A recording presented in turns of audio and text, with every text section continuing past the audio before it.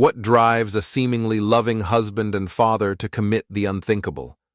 Is it a moment of blind rage, or is it something much darker, something calculated? We like to believe we can recognize evil when we see it, that there are warning signs, a look in the eyes, a shift in behavior, something that would tell us when danger is near. But what if the real danger isn't someone lurking in the shadows? What if it's the person sleeping in your bed?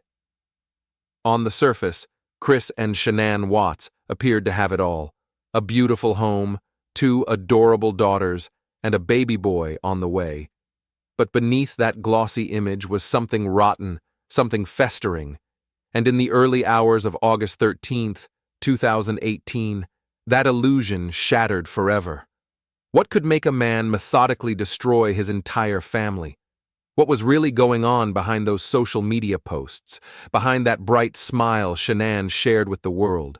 And how did Chris Watts, a man who was never on law enforcement's radar, transform into a cold-blooded killer almost overnight?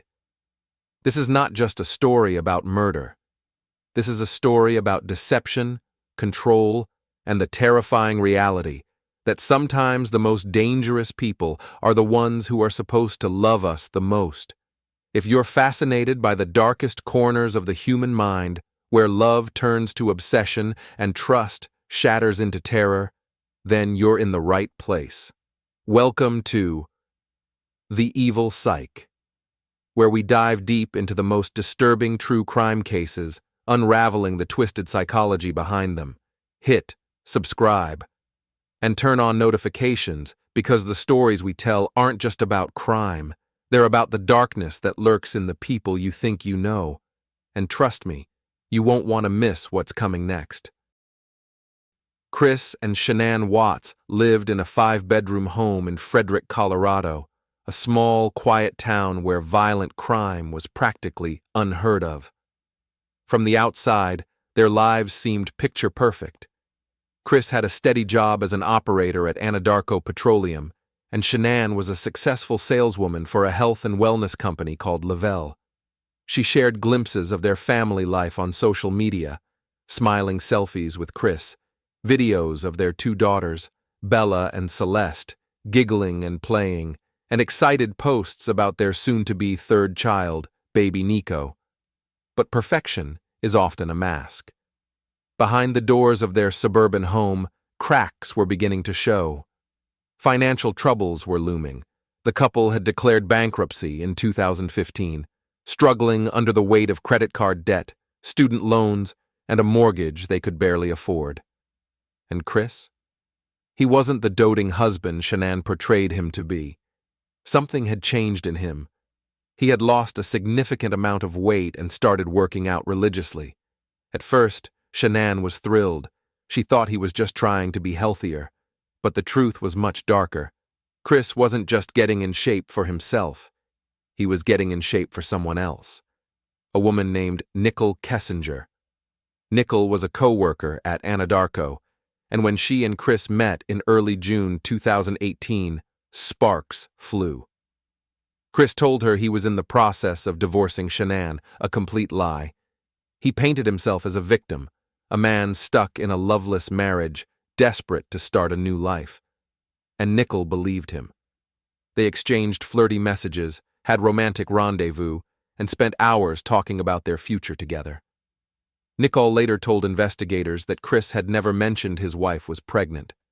To her, he was a man trying to escape a toxic relationship, not a man about to become a father again. As his affair deepened, Chris became colder toward Shanann. The once affectionate husband barely touched her.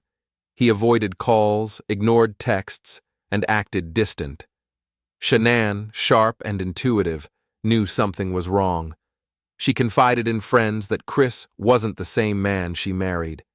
He didn't kiss her anymore. He didn't seem excited about their unborn child. She even texted him at one point, "I don't know who you are anymore." Chris never answered. August 12th, 2018, Shanann was in Arizona for a business trip with her colleagues. She was exhausted, but excited to come home. She had spent the past few weeks trying to mend her relationship with Chris, hoping that the arrival of their third child would reignite the love they once had. At 1:48 a.m. on August 13th, her friend Nicole Atkinson dropped her off at home after their flight landed. Shanann walked inside, completely unaware that she had just entered her death trap. What happened next is chilling. Chris was already awake, waiting for her. Shanann, exhausted from her trip, climbed into bed. Maybe she thought they'd talk in the morning. Maybe she thought there was still a chance to fix things. But Chris had already made up his mind. At around 4 a.m., Chris straddled Shanann as she slept. Without hesitation, he placed both hands around her throat and squeezed. She woke up, panicked, struggling beneath him. Her eyes widened in terror. "Chris, what are you doing?"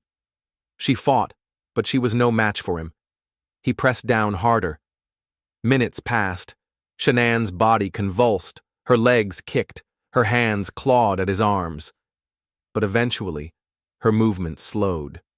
Her grip loosened, her breath faded. And then, she was gone. But Chris wasn't finished. Just as Chris was wrapping Shanann's body in a sheet, he heard something. A tiny, trembling voice. "Daddy, what's wrong with Mommy?" Bella, just 4 years old, had walked in and seen everything. And that's when Chris made a decision even more horrifying than the first. He carried Shanann's lifeless body down the stairs, stuffed it into the back of his truck, and then turned to his daughters. "We're going for a ride." Bella and Celeste, still in their pajamas, clung to each other in the back seat of their father's truck as he drove to the oil site where he worked. They had no idea they were being taken to their graves. Chris parked near 2 massive oil tanks in the middle of nowhere. He took Celeste first. Holding her tiny body in his arms, he placed his hand over her nose and mouth and squeezed. She kicked, gasped, fought, and then nothing. He opened the oil tank hatch, just 8 inches wide, and shoved her inside. Then, it was Bella's turn. She must have known what was happening. "Please, Daddy, don't do to me what you did to Cece." Those were her last words. She fought harder than Celeste, scratched at her father's face, but he was stronger. And then, she was gone too. Just like that, Chris Watts had wiped out his entire family. Chris thought he had gotten away with it. He lied to the police, to the news, to his friends. He faked concern. But the moment he sat down for a polygraph test, everything fell apart. "Chris, you failed. Miserably." That's what the examiner told him. And that was the beginning of the end. Within hours, Chris confessed, but not the full truth. He tried to claim Shanann killed the kids first, and he just lost it. But investigators saw through his lies. The truth came out, and on November 6, 2018, Chris Watts pleaded guilty. He is now serving 5 life sentences with no possibility of parole. But the real question remains. What makes a man do this? Was it the affair, the financial troubles, or was the darkness always inside him, waiting for the perfect moment to strike? What do you think?